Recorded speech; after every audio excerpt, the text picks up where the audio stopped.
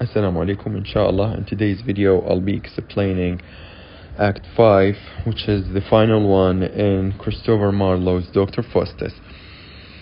Here we have the speech of the old man. Like always, he gives these pieces of advice to Dr. Faustus, but is he going to follow them?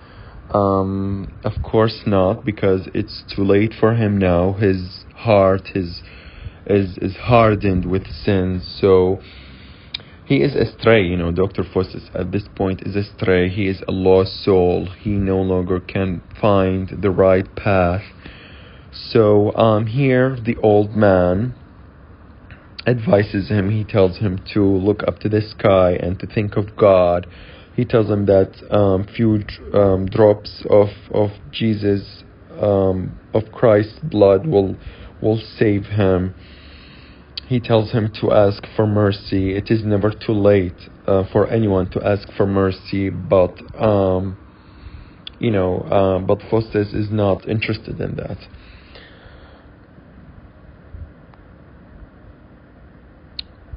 Faustus here in this speech, when he says, "Where art thou, Faustus, wretch? What hast thou done?" He has this sense of guilt.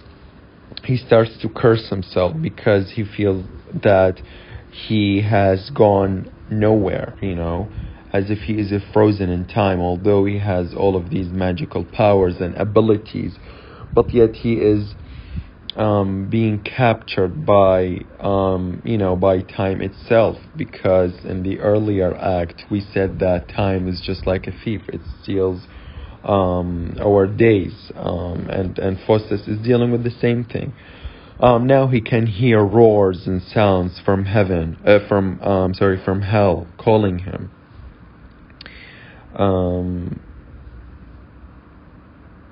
We have the speech of the old man. He says, "Ah, stay, good Faustus, stay thy desperate steps. I can see an angel hovers over thy head, and with a vial full of precious grace offers to pour." He tells him that there is still time for him. The old man tells him that it's not too late for you. The old man, being celestial and old, he tells them that he sees an angel hovers over his head with a kind of ball.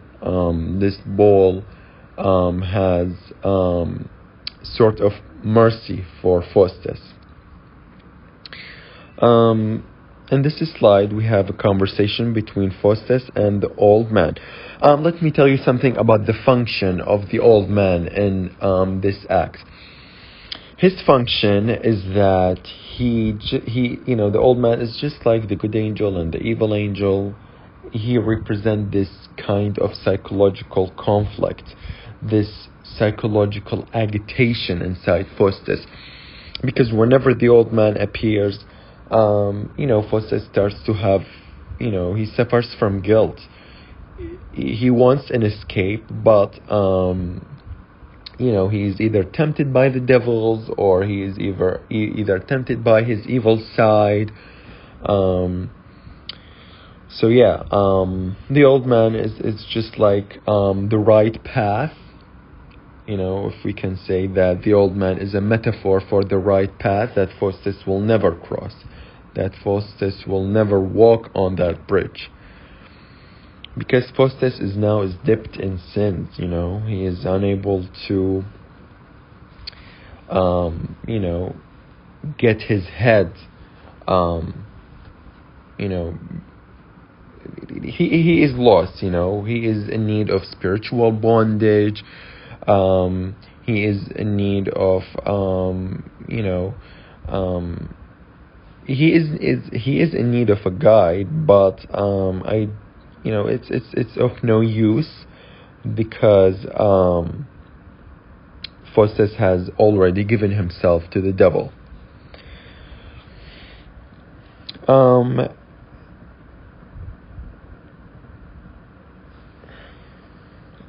In this slide, we have a speech that is between Faustus and Mephistopheles.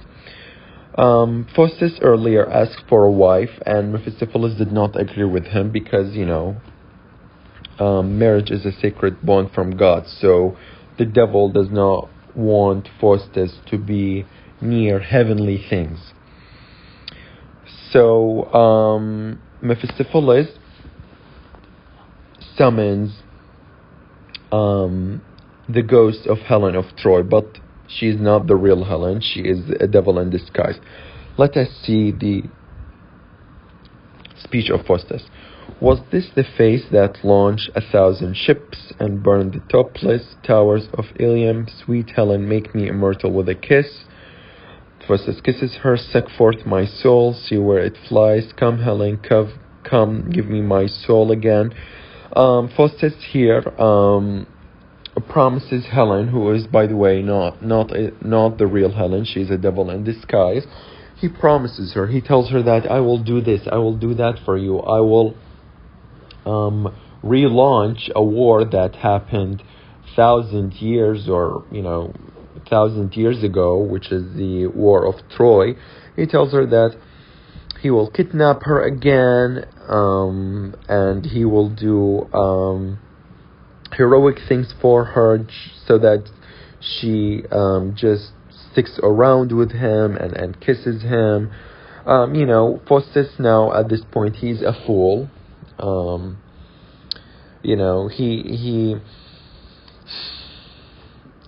He's a fool because he is trying to convince himself that by having a devil disguised in the shape of Helen, he will have immortality. He will have comfort and ease, but he is wrong. We have now the old man. The old man talks to Faustus. He tells him, "Accursed Faustus, miserable man, that from thy soul excludest the grace of heaven and flight the thorn of this tribunal seat." He tells the old man, okay, this speech of the old man is important.